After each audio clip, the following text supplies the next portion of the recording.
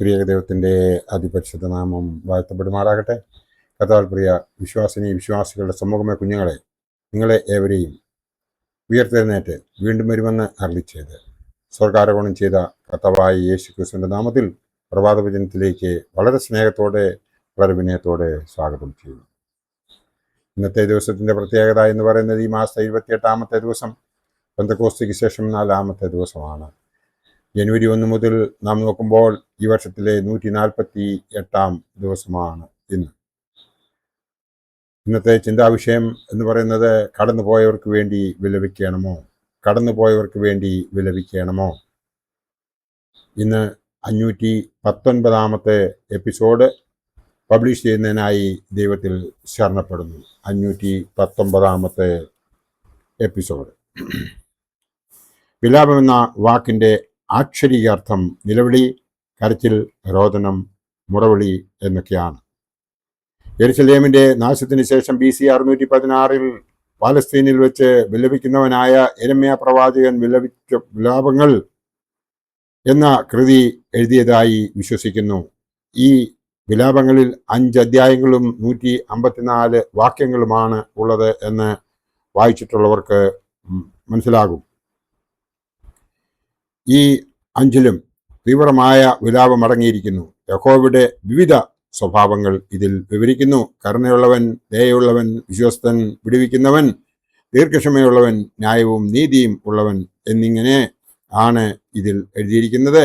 അതായത് വിലാപങ്ങൾ 3-ാം അധ്യായം 22 മുതൽ 33 വരെയുള്ള വേദഭാഗത്തിൽ ഈ പ്രധാനപ്പെട്ട കാര്യങ്ങൾ എഴുതിയിട്ടുണ്ട്. വിലാപത്തെ പറ്റി മറ്റൊരു ഭാഗത്ത് യെരമ്യാ 31:15 ഇങ്ങനെ എഴുതിയിരിക്കുന്നു: യഹോവ ഇപ്രകാരം അരുളിച്ചെയ്യുന്നു, രാമായിൽ ഒരു വലിയ ശബ്ദം കേൾക്കുന്നു, വിലാപവും കഠിനമായ കരച്ചിലും തന്നെ. റാഹേൽ തന്റെ മക്കളെ കുറിച്ച് കരയുന്നു, അവർ ഇല്ലായ്കയാൽ അവരെ ചൊല്ലി ആശ്വാസം കൈക്കൊള്ളുവാൻ അവൾക്ക് മനസ്സില്ല എന്ന് പറഞ്ഞിരിക്കുന്നു. യെരമ്യാ 31:20 പറയുന്നത്: എഫ്രൈം എന്റെ വാത്സല്യപുത്രനോ, ഓമനക്കുട്ടിയോ, ഞാൻ അവന് വിരോധമായി സംസാരിക്കുമ്പോഴൊക്കെയും അവനെക്കുറിച്ച് എൻ്റെ മനസ്സിൽ സ്ഥായി തോന്നുന്നു. അതുകൊണ്ട് എൻ്റെ ഉള്ളം അവനെ ചൊല്ലി ഉരുകുന്നു. ഞാൻ അവനോട് കരുണ കാണിക്കും എന്ന് യഹോവയുടെ അരുളപ്പാട്.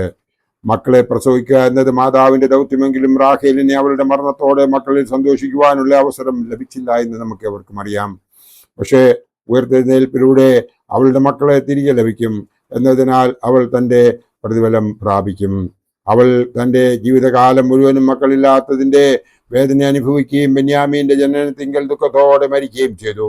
അവളെ രാമയിൽ അടക്കം ചെയ്തു. അവൾ തൻ്റെ മക്കളെ ചൊല്ലി വിലപിക്കുന്നതായും പിന്നീട് മശിഹായുടെ കീഴിൽ ഇസ്രായേൽ മുഴുവനും വീണ്ടെടുക്കപ്പെടുമെന്ന വാഗ്ദാനത്താൽ ആശ്വാസം പ്രാപിക്കുന്നതായും ഇവിടെ കാണുന്നു. യെരമ്യാ പ്രവാചകൻ അനേക വർഷം മുമ്പേ കടന്നുപോയ റാഹേലിന്റെ വിലാപം യഹോവ കാണിച്ചു കൊടുത്തത് ആ പ്രവാചകൻ കാണുകയാണ്. ഇസ്രായേൽ മക്കൾ സ്വന്തം നാട്ടിലേക്ക് മടങ്ങി വരുമ്പോൾ എല്ലാവരും പ്രത്യാശയുള്ളവരായി തീരുമെന്ന് യെരമ്യാ 31:17 എഴുതിയിരിക്കുന്നു. 18ഉം 19ഉം വാക്യങ്ങളിൽ റാഹേലിൽ നിന്നും യോസേപ്പിൽ കൂടി വന്ന മകനും 10 ഗോത്രങ്ങൾ ഉൾപ്പെട്ട വടക്കൻ രാജ്യത്തെ തൻ്റെ പേരിനാൽ അറിയപ്പെട്ടവനുമായ എഫ്രൈം വിലപിക്കുകയും തൻ്റെ പൂർവകാല പാപജീവിതം ഓർത്ത് അനുതപിച്ച് ഒരു യഥാസ്ഥാനത്തിനായി ദൈവത്തോട് അപേക്ഷിക്കുകയും ചെയ്യുന്നു. അടുത്ത 2 വാക്യങ്ങൾ 20-21: ഒരു മാതാവോ പിതാവോ തൻ്റെ കുഞ്ഞിന് വേണ്ടി കേഴുന്നത് പോലെ ദൈവം എഫ്രൈമിന് വേണ്ടി കേഴുന്നതായി കാണാം. എഫ്രൈമിന്റെ പാപങ്ങൾക്ക് അവനെ ശപിക്കുമ്പോഴും ദൈവം അവനെക്കുറിച്ച് മധുരമുള്ള ഓർമ്മകൾ അയവിറക്കുകയും വീണ്ടും അവനോട് കരുണ കാണിക്കുമെന്ന് വാഗ്ദാനം ചെയ്യുകയും ചെയ്തു. വാക്യം 20: എത്രയോ വർഷങ്ങൾക്ക് മുമ്പേ കടന്നുപോയ യോസേപ്പിന്റെ മകൻ എഫ്രൈമിനെ പറ്റി യഹോവയുടെ കരുതൽ പ്രവചനത്തിൽ കൂടി യിരെമ്യാവ് നൽകുന്നു. യഹോവ കരുണയുള്ളവനെന്ന് ഇതിൽ നിന്ന് രുചിച്ചറിയണം എന്നാണ് നാം മനസ്സിലാക്കേണ്ടത്. യാക്കോബിന്റെ മരണവും അവന്റെ മൃത സംസ്കാരവും ഉൽപ്പത്തി പുസ്തകം 50-ാം അധ്യായത്തിൽ വിസ്തരിച്ച് എഴുതിയിരിക്കുന്നു. യാക്കോബ് മിസ്രയീമിൽ വെച്ചാണ് പ്രാണനെ വിട്ടത്. ആ സമയം മകനായ യൂസേപ്പ് തൻ്റെ അപ്പന്റെ മുഖത്ത് വീണ് കരഞ്ഞു അവനെ ചുംബിക്കുന്നു. മൃതശരീരത്തിൽ സുഗന്ധവും പരിമള തൈലവും പൂശുവാൻ ഭൃത്യന്മാരോട് കൽപ്പിച്ചു. 40 ദിവസത്തോളം ഇത് ചെയ്തു. മിസ്രയീമ്യർ 70 നാൾ അവനെ ഓർത്ത് വിലപിച്ചു. യാക്കോബ് കടന്നു പോകുന്നതിന് മുമ്പ് മകൻ യോസേപ്പിനെ കൊണ്ട് സത്യം ചെയ്യിപ്പിച്ചതുപോലെ കനാൻ ദേശത്ത് അവന് വേണ്ടി ഒരുക്കിയിരുന്ന കല്ലറയിൽ അടക്കം ചെയ്യുവാൻ കൊണ്ടുപോയി. യോസേപ്പിന്റെ സഹോദരന്മാരും കുടുംബാംഗങ്ങളും മിസ്രൈമിലെ സകല പ്രമാണിമാരും വലിയ ഒരു ജനക്കൂട്ടവും വിലാപയാത്രയിൽ പങ്കുകൊണ്ടു. യോർദാനക്കരെ എത്തിയപ്പോൾ അവർ ഉച്ചത്തിൽ വിലപിച്ചു. യോസേപ്പ് പിതാവിനെ ഓർത്ത് 7 ദിവസം പ്രത്യേക വിലാപം നടത്തി. മെമ്രയ്ക്ക് കിഴക്ക് മക്പേലായിലുള്ള വലിയ ഗുഹയിൽ സംസ്കരിച്ചു. പിൽക്കാലത്തെ ക്രിസ്തീയ സഭകൾ ഈ മൃതസംസ്കാര ശുശ്രൂഷ പ്രാർത്ഥനാ ക്രമത്തിന്റെ ഭാഗമാക്കി തീർത്തു എന്ന് നമുക്കേവർക്കും അറിയാം. ആത്മീയ സഭ രക്തസാക്ഷിയായ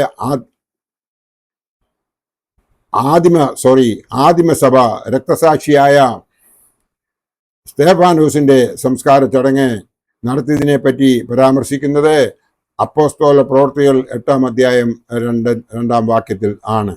ഇവിടെ ഇങ്ങനെ എഴുതിയിരിക്കുന്നു: ഭക്തിയുള്ള പുരുഷന്മാർ സ്തേഫാനോസിനെ അടക്കം ചെയ്തു. അവനെക്കുറിച്ച് വലിയൊരു വിലാപം കഴിച്ചു. സ്തേഫാനോസ് ആദ്യത്തെ ക്രിസ്തീയ രക്തസാക്ഷിയാണ്. കർത്താവായ യേശുവേ, എന്റെ ആത്മാവിനെ കൈക്കൊള്ളണമേ എന്ന് വിളിച്ചപേക്ഷിക്കുമ്പോഴാണ് കല്ലെറിഞ്ഞ് കൊല്ലുന്നത്. ഈ പീഡനം അന്നുള്ള സാധാരണ വിശ്വാസികളുടെ ഹൃദയത്തിലേക്ക് വ്യാപരിച്ചു. സഭ അവിടെ വെച്ച് ചിതറപ്പെടുന്നു. ഒരുപക്ഷെ പല ദേശങ്ങളിലേക്ക് സുവിശേഷം പരക്കുവാനുള്ള ദൈവീക പദ്ധതിയായിരിക്കാം അത്. എവിടെയൊക്കെ അവർ പോയോ അവിടെയൊക്കെയും അവർ സഭയുടെ മുഖ്യ ഭാഗമായി മാറി. ഭക്തിയുള്ള പുരുഷന്മാർ സ്തേഫാനോസിനെ അടക്കം ചെയ്യുകയും വിലാപം കഴിക്കുകയും ചെയ്തു എന്ന് നമുക്ക് ചരിത്രം വായിക്കുമ്പോൾ മനസ്സിലാകും.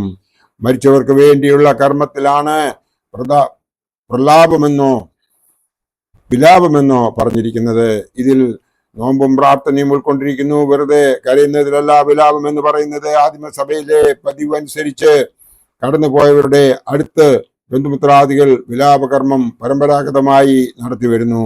ഇത് വിശ്വാസികളായവർ അനുകരിക്കുവാൻ ബാധ്യസ്ഥരാണ് എന്ന് ഉള്ളത് മറക്കാതെ നമ്മളുടെ ബന്ധുമിത്രാദികൾ കടന്നു പോകുന്ന അവസരത്തിൽ അവർക്ക് വേണ്ടി നാം വിലപിക്കേണ്ടതാകുന്നു, അവർക്ക് വേണ്ടി പ്രാർത്ഥിക്കേണ്ടതാകുന്നു. ആ പ്രാർത്ഥന ദൈവം കേൾക്കും എന്നതിന് യാതൊരു സംശയവുമില്ല. കാരണം നാം നമ്മുടെ പിതാക്കന്മാർ ഇവിടെ നിന്നും കടന്നു പോയിരിക്കുന്നവർക്ക് വേണ്ടിയിട്ട് വിലപിക്കുമ്പോൾ നമ്മൾ ചെയ്തു പോയിട്ടുള്ളതായ പാപങ്ങളും നമ്മുടേത് ക്ഷമിക്കപ്പെടും എന്നുള്ളത് നാം തിരുവചനം വായിക്കുന്നതിലൂടെ നമുക്ക് മനസ്സിലാക്കുവാൻ സാധിക്കുന്നുണ്ട്. എപ്പോഴും നാം നമ്മെ തന്നെ ദൈവത്തിന്റെ തൃപാദത്തിൽ സമർപ്പിച്ചുകൊണ്ട് നാം ജീവിക്കുന്നുവെങ്കിൽ നമുക്കും ആ സ്വർഗത്തിൽ 3-ാമത്തെ കിരീടം ലഭിക്കുന്നതിന് വേണ്ടിയിട്ട് ഒരിക്കലും നമ്മുടെ കർത്താവായ യേശു ക്രിസ്തു കരുണയുള്ളവനാണ്, ദയയുള്ളവനാണ്. അവൻ ഒരിക്കലും അത് നിഷേധിക്കത്തില്ല. ആയതിനാൽ നാം ഓരോരുത്തരും ചെയ്യേണ്ടത് ഇടപെടാതെ പ്രാർത്ഥിക്കുകയും എല്ലാറ്റിനും സ്തോത്രം ചെയ്യുകയും നമുക്ക് കിട്ടുന്നതായ കൃപാവരങ്ങൾക്ക് വേണ്ടി നന്ദി അർപ്പിക്കുകയും ചെയ്യണം. അങ്ങനെ ചെയ്യുമ്പോഴാണ് കൂടുതൽ കൃപാവരങ്ങൾ നമ്മളിലേക്ക് കടന്നു വരുന്നത്. ഇന്ന് നമ്മുടെ ധ്യാന വിഷയം കടന്നുപോയവർക്ക് വേണ്ടി വിലപിക്കണമോ എന്നതാണ്. നിശ്ചയമായും കടന്നുപോയവർക്ക് വേണ്ടി വിലപിക്കുമ്പോൾ നമ്മുടെ പാപം കൂടി മോചിക്കപ്പെടും എന്നതിന് ആരും സംശയിക്കേണ്ടതില്ല. ദൈവം നമ്മളെ എല്ലാവരെയും അനുഗ്രഹിക്കട്ടെ. എൻ്റെ വാക്കുകൾ ഇവിടെ ഉപസംഹരിക്കട്ടെ. നന്ദി, നമസ്കാരം.